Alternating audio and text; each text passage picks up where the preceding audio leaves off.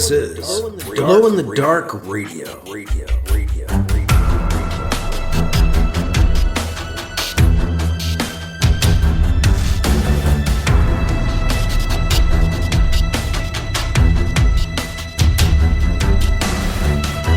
The science fiction podcast, with original independent science fiction, written and performed by Mike Luoma, with music by Kevin MacLeod.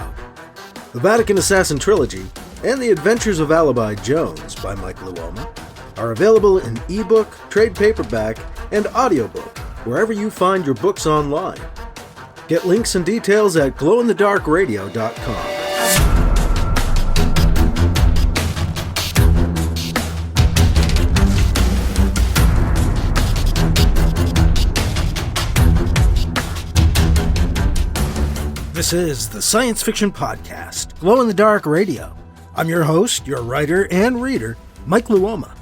And we've got Chapter 15, Part 2 of Alibi Jones, the novel, part of the Adventures of Alibi Jones Chronological Omnibus that we are covering on the podcast.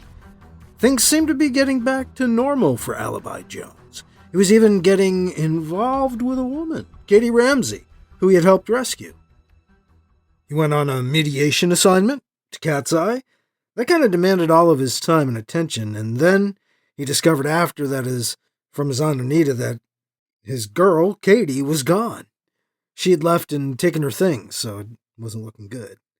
Now the job's over, and Alibi's in the spaceport at Cat's Eye, and he ran across Piccolo, the Bounty Hunter. Now Piccolo had been going after Katie.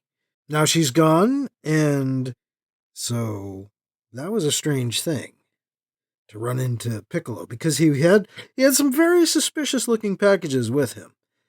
Before Alibi could ask Piccolo any more about his suspicious people-sized packages, some big guy came up asking questions. At least he sounded big, deep-voiced, throaty, asking Piccolo who his friend is. So we're picking it up there in Part 2 of Chapter 15 of Alibi Jones, coming up on Glow in the Dark Radio. In book news, I just want to encourage you once again to pick up one of my books as a possible holiday gift. You have gift giving to do. They make fine gifts, I'm just saying. And with many different fields of interest covered. Okay, that's my plug. I will also mention, though, that I have a sale going on. I'm part of the Smashwords End of the Year sale. Their sale is on till the end of the year, through the 31st. And so my $4.99 books are half price. They're $2.49. So that means you can get the new Star-Lord and the Guardians of the Galaxy comic book history, the unofficial comic book history, for $2.49. The Vatican Assassin Trilogy, just $2.49. And The Adventures of Alibi Jones, the Chronological Omnibus, just $2.49. Through the 31st of this month of December at smashwords.com. There's a link in the show notes, or just go to smashwords.com and look for Mike Luoma, Luoma. Well, that's our book news. We're going to get into Part 2 of Chapter 15 next on Glow in the Dark Radio. Wake up, go to work. Work. Come home. Eat dinner. Rot your brain out. Go to bed. Lather. Rinse. Repeat. Are you tired of an old humdrum life? Tired of things that just weigh you down and depress you? Wouldn't you rather just focus on things that are awesome? Tune into Nutty Bites. Find out what's awesome. Nutty Bites. nimlas.org/blog.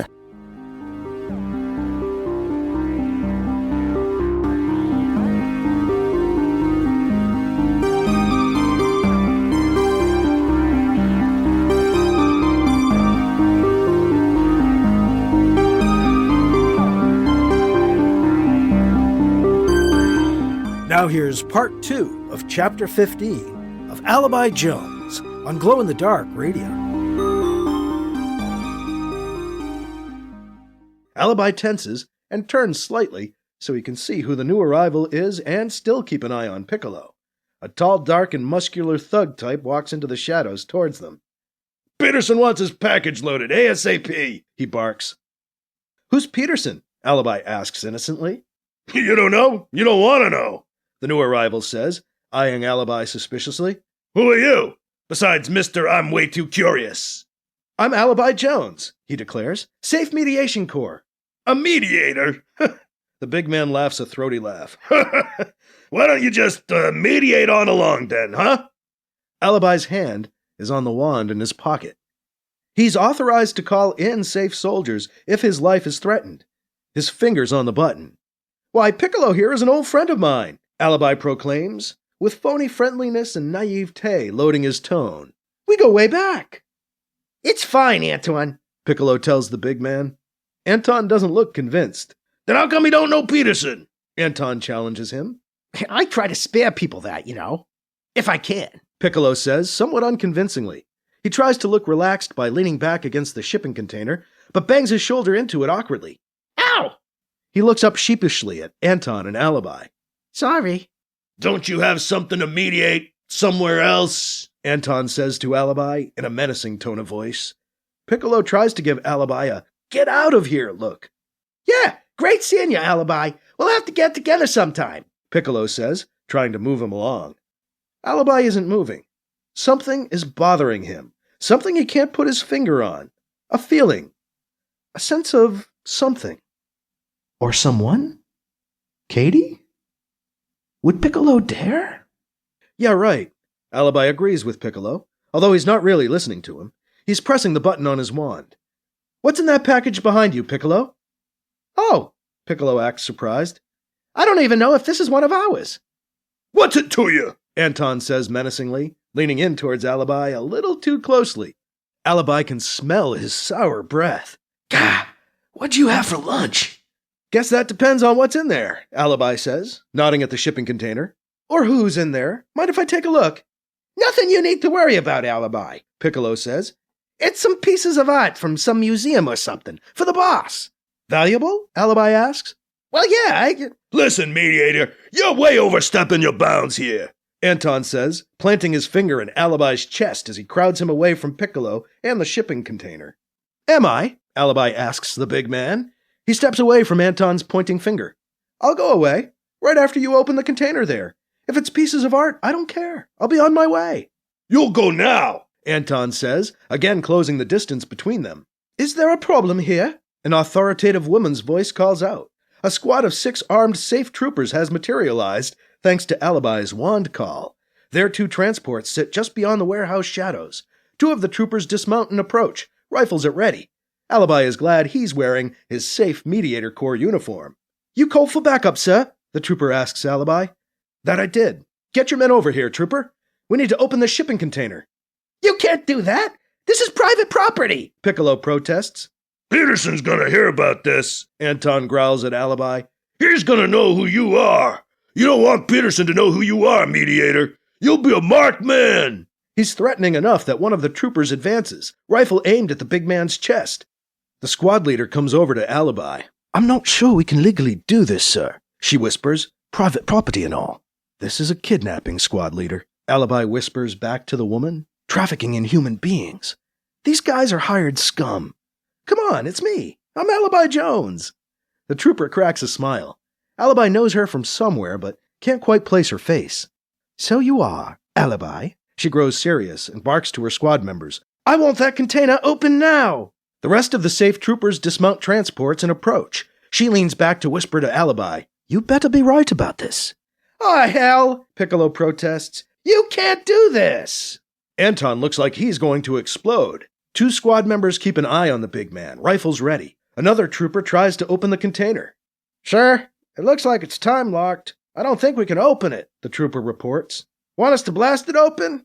"No! No!" Both Alibi and Piccolo answer at the same time. "It's precious cargo," Alibi says. "Could be anyway." "Piccolo, you open the container," Alibi orders him. Piccolo looks at the safe troopers, at Anton, at Alibi, back at Anton. His eyes flit from person to person as he panics and tries to figure out who's the biggest immediate threat to him. "Override the time lock, Piccolo," Alibi orders again. I can't," Piccolo protests. Alibi walks over to the nearest trooper, one of the ones near Anton. "Trooper, can I see that firearm?" Alibi asks the man. The trooper looks over to the squad leader. She looks at Alibi, and he nods confirmation with a silent plea in his eyes.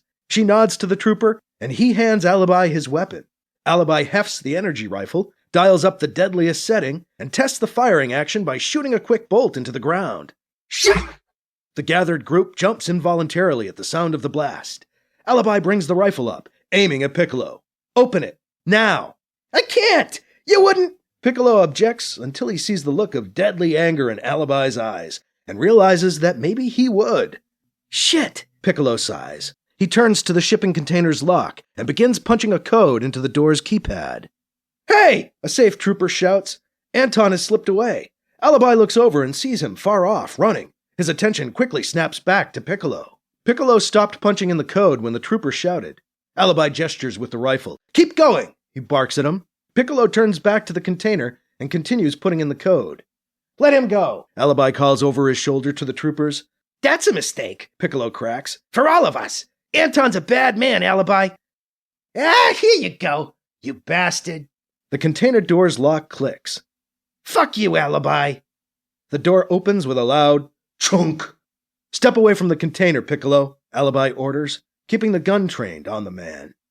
Piccolo steps back from the opening. Alibi walks up to the container and draws open the door. There's a soundproof, oxygenated transport cube inside, the type used to move exotic livestock from planet to planet. The door is latched, but doesn't appear locked. "Keep an eye on him," Alibi tells the squad leader, looking over at Piccolo. "I'm going into the container to open the transport cube." Alibi ducks his head and enters the container. He lifts the latch on the cube and opens the door. It lets out a quick sssss as it opens up. There is a body bound and gagged and curled up in the fetal position on the floor of the cube, a small personal case next to it. Alibi recognizes the case. It belongs to his Aunt Anita. Then he recognizes the body. "Katie!" Alibi shouts. A muffled cry comes from the figure on the floor. Alibi rushes in and tries to reach her face to loosen her gag, but he can barely fit into the doorway of the cube. He reaches in as far as he can, trying to grab her shoulders and slide her out of the transport cube.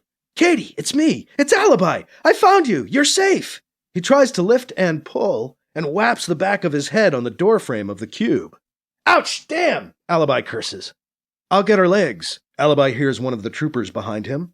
The two of them lift and pull together and slide Katie free of the cube and container. Alibi quickly moves to untie and remove her gag and blindfold as the trooper undoes the bindings on her ankles and wrists. "Alibi?" she says hoarsely. "It's me, Katie," Alibi says. He and the trooper are rubbing her wrists and ankles, trying to help her circulation. They're forced to let go and back off as she starts flailing her arms. "Get away from me!" she shouts in her raspy but loud voice as she tries to sit up. "Just leave me alone!" She doesn't seem to see her surroundings, as if she's half asleep. She slumps back over. "Get away," she mumbles. Alibi backs away, hurt and trying to understand. He sees Piccolo looking at Katie with disappointment. He walks over and stares down at him. "Place this man under arrest and put out an APB for his friend Anton," Alibi shouts into Piccolo's face, although his words are meant for the squad leader.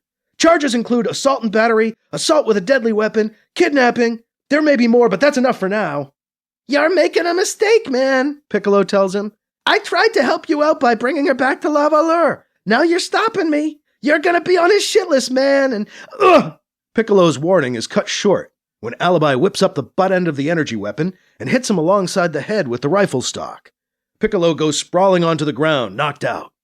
Alibi turns to find the squad's troopers staring at him, aghast. My rifle slipped," he says with a shrug. "Sorry," he says half-heartedly, not really apologizing. "Go on," he says to the squad leader. "Pick him up and take him in. Solar Alliance law applies."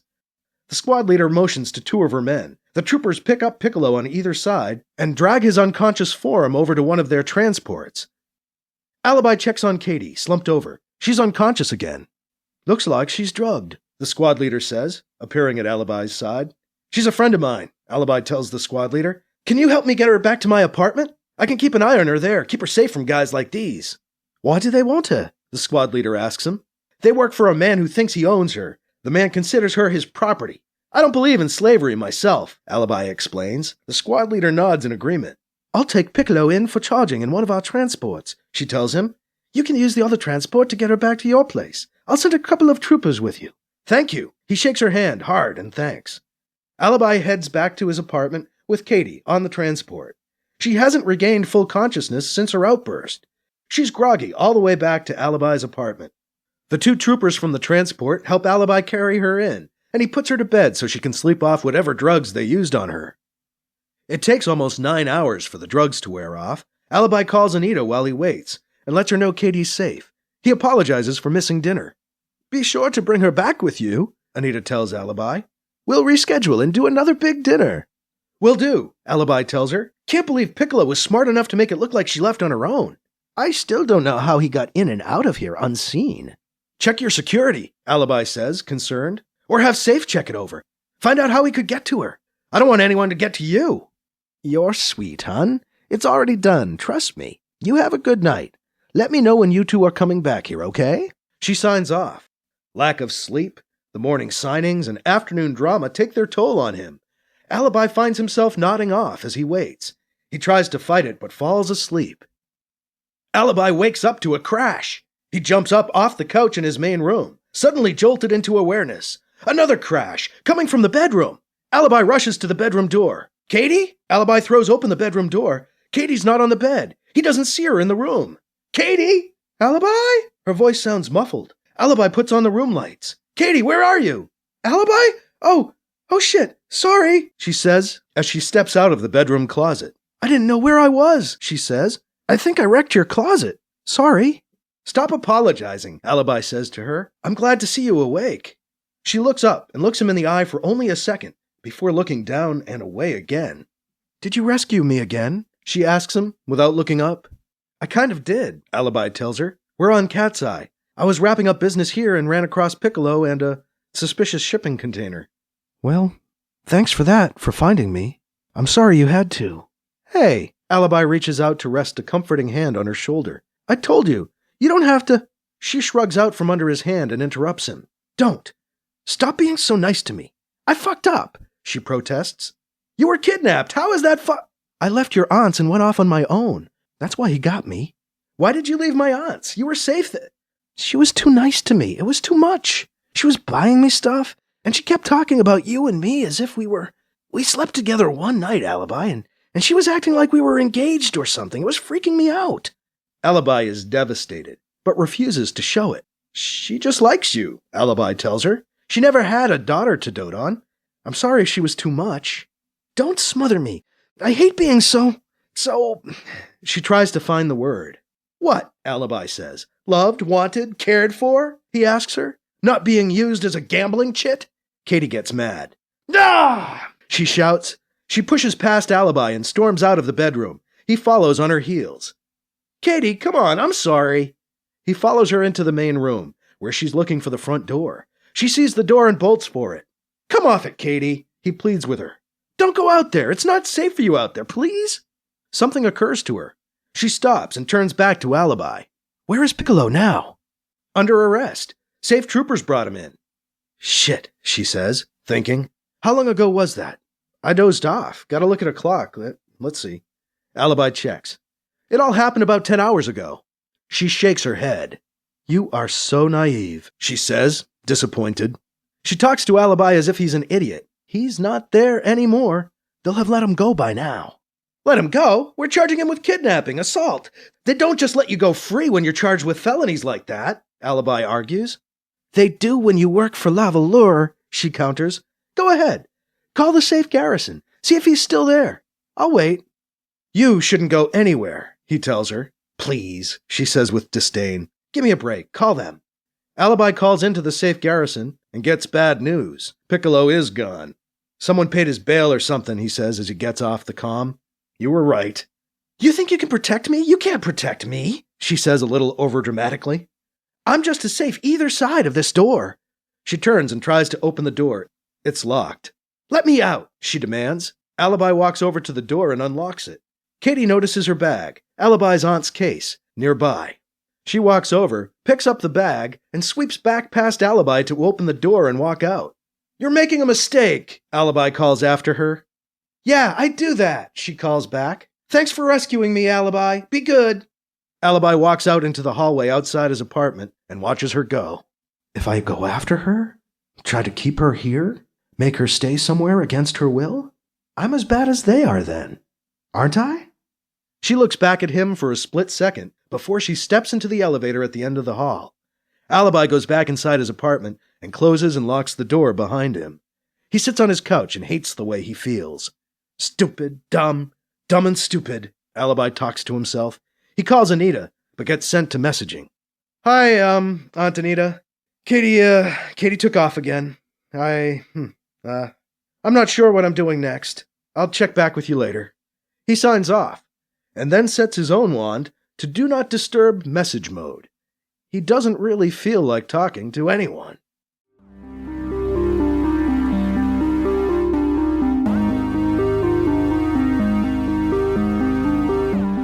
That was part 2 of Chapter 15 of Alibi Jones, part of the Alibi Jones Chronological Omnibus on Glow in the Dark Radio. Well, Alibi rescued Katie again, so of course she's pissed. What? Oh, stop being so nice to me. She's one of those people, one of those Groucho types. She wouldn't belong to a club that would have her as a member, it seems like. And now both Piccolo and Anton, well, whoever Anton is, got away, and we don't know who this Peterson guy is either, but he sounds kind of ominous. I have a feeling Alibi Jones will be finding out who Peterson is sooner or later, and maybe sooner. Maybe next chapter, we'll see, on our next episode of Glow in the Dark Radio. Once again, the Smashwords End of the Year sale is underway, so you can get my $4.99 books for $2.49. That's the new Star-Lord and the Guardians of the Galaxy, the comic book years, the unofficial comic book history, and the Chronological Omnibus, the Alibi Jones Adventures in chronological order, and the Vatican Assassin Trilogy. Each of those ebooks, usually $4.99, now $2.49, at smashwords.com through the end of the year. And just, planting seeds, making suggestions that my paperbacks might make fine Christmas gifts. Just putting that out there. And that is all for this week. I'm your host, your writer and reader, Mike Luoma. Thank you again for listening to Glow in the Dark Radio.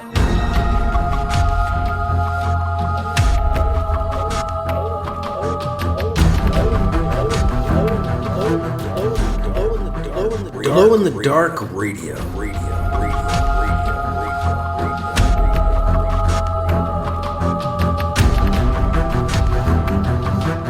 This podcast presentation is copyright 2023 by Michael F. Luoma and is protected under a Creative Commons Attribution, Non-Commercial, No Derivatives 4.0 International License, CC by NCND 4.0. Music by Kevin MacLeod. You can find his work at Incompetech.com.